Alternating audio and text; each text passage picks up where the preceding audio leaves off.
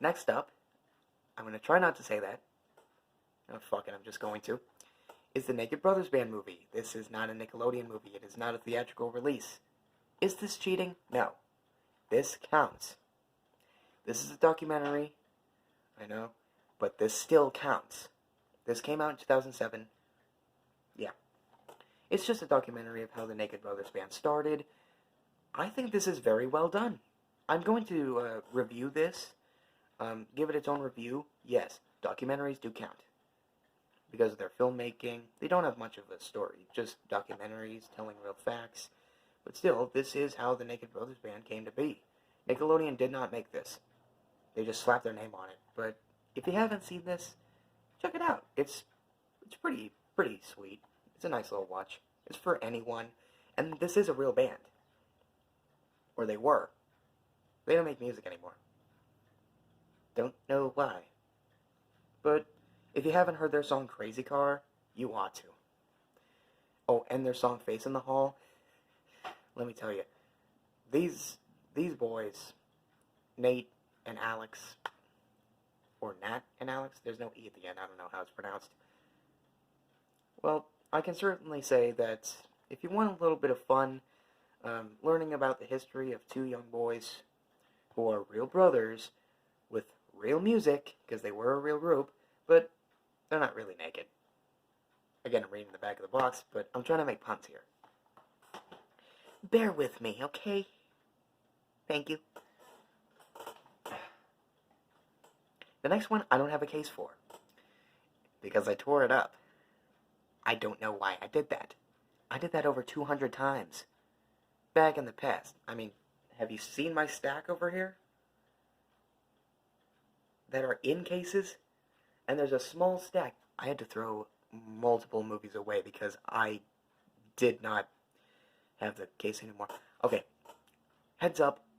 Little while from now, I am going to make a video entitled The Stupidest Thing I Have Ever Done. Yeah, the stupidest thing I've ever done. I will tell you guys 2 stories. One is about a video game console that I destroyed, and another is about the stupidest thing I've ever done in my entire life up to this point. I'm almost 19, by the way. 11 days from now, when this video goes up, I will be 19. Yeah. And my 19th birthday special will be my 99th video, and then after that, my 100th video. Trust me, you're going to be in for a treat for that one. Anyway, we're 13 minutes. Let's get through this. I now pronounce you Chuck and Larry. Sorry I keep droning on and on, but I just wanted to explain this. Very funny. I think that the romance in this movie is very good. This movie says that if you're gay or lesbian or bisexual, which I am, then that's okay, you know? You should be proud of who you are and what you like. You shouldn't have to pretend just to gain something, gain wealth. Don't worry, I'll buy another copy. But for a movie that's 2 hours, almost, and I'm going to shut up about runtimes. Seriously, the fuck did I make that video for? I don't know. You're welcome, by the way, for that. But I will say this. The movie tries to make gays, transgender, transsexuals, asexuals, bisexuals look bad. It tries to make them seem racist at times, but the movie's message all around is you shouldn't, let people judge you for who you are. All that matters is what you think of yourself. You should accept how you see yourself. If you see yourself as gay or blind or deaf, then see yourself as that. Don't make other people... Don't let people waste their time telling you what you should and shouldn't be. Because that's fucking ridiculous. No one complains to me about my bisexuality. I don't complain about anyone being gay or anything like that. I mean, for fuck's sake, one of our family members has a friend who literally had a sex change into a woman. Why would I judge people for that? I don't know. If you haven't seen the movie, then I now pronounce that... No, wait. I will pronounce that Chuck and Larry is definitely a really funny film. You really should check it out. It's a good watch. Next up is, probably going to get a lot of hate for this, the action in this movie is flawless. There's tons of fighting in this. Hear me out. SpiderMan 3. Venom's barely in this, but I don't care. He has his own movie, which is brilliant, by the way. We're getting an awesome sequel, hopefully. Tom Hardy knew what he was doing. Nostalgia Critic, I don't know why you said it was awful. It is great. It has tons of action. It's my favorite movie based on that character. This is not. Because, again, Venom's barely in it. But still, the new Green Goblin and the Sandman, very well-developed characters. And the Sandman's more of a compassionate character. Like, you understand his journey, and you understand what he's doing, you know. He's not trying to be evil or anything. He's just trying to raise money and, you know, help out his kid, you know. He just wants his daughter to live and be safe. That's great. That's all fine and dandy. I would love to see a story like that. But it's kind of clouded by Peter Parker's asshole nature in this. The exact same running time as Harry Potter and the Order of the Phoenix. But it's not all that bad. In fact, you're probably going to hate me for this. It's my favorite out of the original trilogy. Yeah. If you don't like this film, that's fine.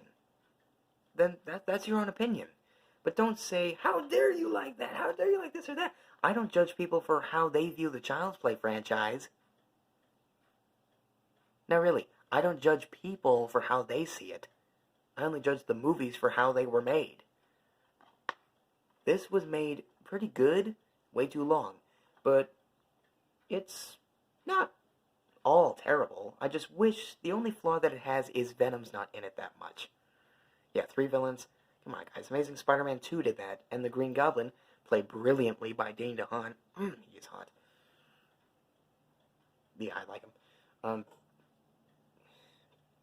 He was barely focused on as a character at all, but Spider-Man 3 from the original trilogy is honestly, well, it's a really good web-slinging time. I will say that about it. Next. Next up is another Adam Sandler movie, and this time it's Reign Over Me. I've never seen, yeah, I can't even talk. I've never seen a film more dramatic and toned down than Reign Over Me. It is one of Sandler's more dramatic and serious roles. And Don Cheadle's in the movie too, and he makes it. I love Don Cheadle. He's an amazing actor. Have you seen his work in the Marvel films? Have you seen Hotel Rwanda? He's amazing. He's a great, great actor. And anyone who says that he's a terrible actor, you're fucking high. Yeah, you're just fucking high, okay? Seriously, this film, the plot is that Adam Sandler lost his character. I'm sorry, I don't remember their names. It's been a while since I've seen the movie. He lost his family to 9/11, I think, and his friend is trying to help him out, played by Don Cheadle. And you can see that Sandler's character, and I don't remember the name, is just really suffering. But he's really just trying to get better, you know? He's trying to let go of the past and say hello to the future. Yeah, he's trying to say goodbye to the past and say hello to the future. If you haven't heard the phrase, let not your heart walk away from you, lest your mind grow legs and follow it. Reign over me. Yeah. If there's any film that Sandler should be in, it's definitely Reign Over Me. hmm You can just see that it's one of a kind. There's barely any comedy, but I don't think it's one that really needs comedy. Comedy doesn't make a movie perfect. It's by the pacing, by the tone, and, living up to the audience's expectations or being better than what they expected. The film hits home. It really does. It's a film that I would definitely have reigning over me every time I see it. My puns are getting better, though.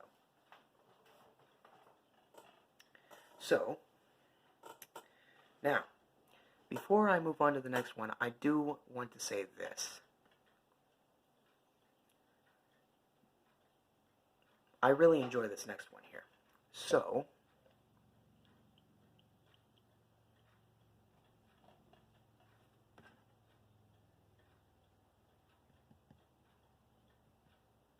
I'm trying to think of how I can introduce this one. Sorry.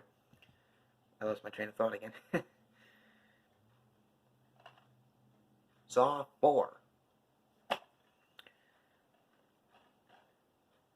Oh, and if you haven't noticed, this is part 2.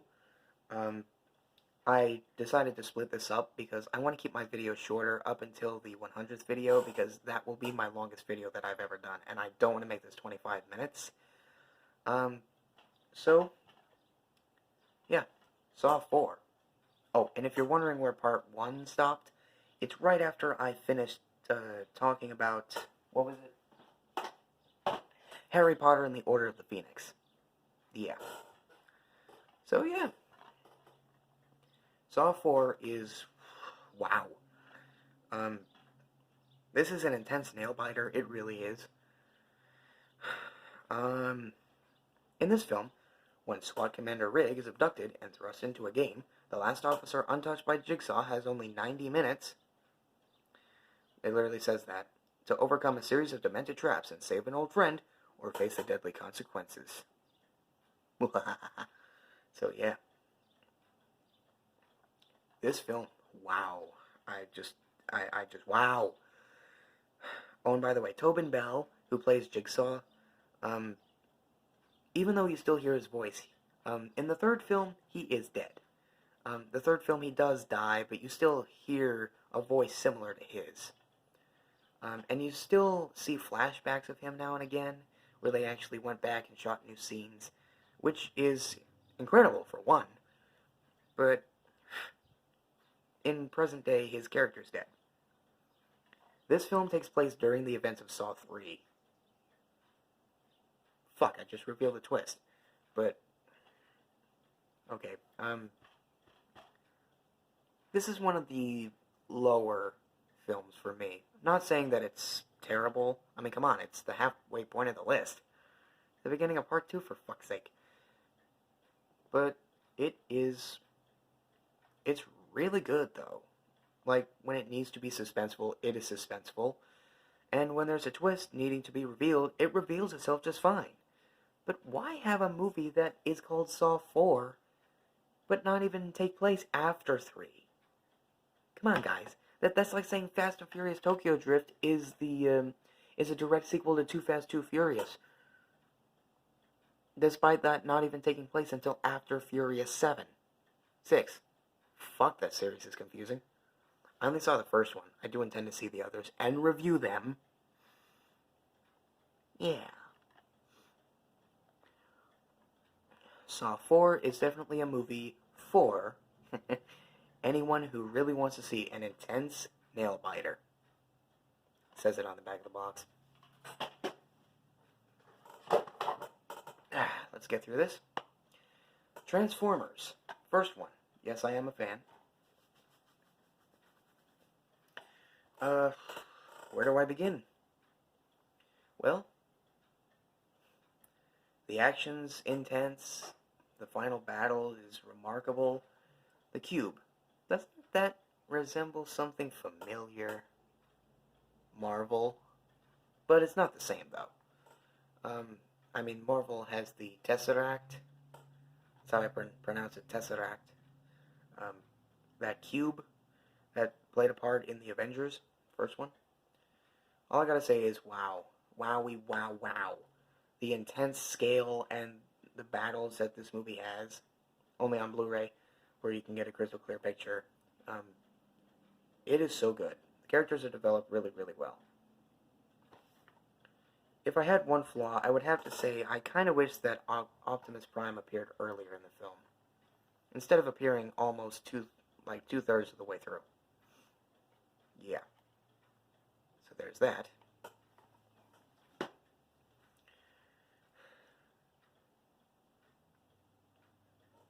So next, chill out, Scooby-Doo. Yes, this did come out in 2007. I looked it up. I did my research. I did. It's funny. It's intense. There's a lot of really good thrills in it. It's pretty damn short for a direct-to-DVD movie. The movie stars Greg Lyle, Jeff Bennett, and even Alfred Molina. How great is that? I will have to say this about the film. I wish it was longer, and I won't lie, it's funny and it is thrilling or chilling. Ow! I gotta make more puns. But this movie is no joke. Get it? Okay. Oh, and by the way, they're fighting the abominable snow monster, and there's a mystery. It's pretty much it.